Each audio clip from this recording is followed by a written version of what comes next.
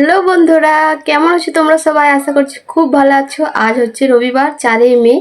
তো সকাল থেকে আমার কোনো ব্লগ স্টার্ট হয়নি। আর আমার সকালে সমস্ত কাজ বাজ যা থাকে হয়ে গেছে। আর প্লাস দুপুরেরও কাজ বাজ হয়ে গেছে।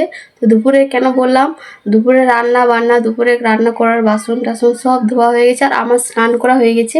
তারপর ঠাকুরকে পুজো দিয়ে দিয়েছি। আর তোমাদের সামনে এবারে চলে এলাম।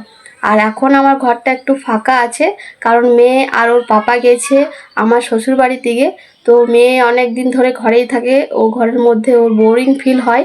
তার জন্য ওর পাপা আজ ফাঁকা ছিল বলে ওকে খেলাতে নিয়ে গেছে। আর বাড়িতে একা একা খেলতে ও সেরকম চায় না, বেশিরভাগ ফোন দেখতে চায়। তো বেশি ফোনের নেশা করাটা ভালো নয়। তো চলো তোমাদেরকে দেখাই আজকে রবিবারে স্পেশাল কি রান্না করেছি।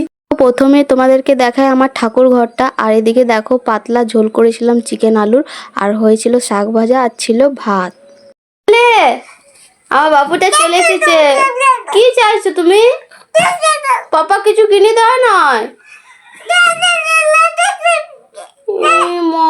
কিছু কোনো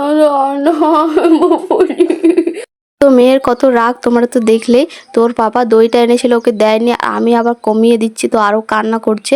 আর দেখো ওর খাবারটা দেবো বলে আমরাও খাওয়া দাওয়া করে নিচ্ছি। আর আমার চিকেন লেগ পিস ছাড়া তো আমার মাংস খেতেই ভালো লাগে না। আজকে রান্নাটা দারুণ হয়েছিল। বসেছে দেখি তো, মুখতে দেখি, মুখতে দেখি, তোমার মুখতে দেখি, মুখতে দেখি।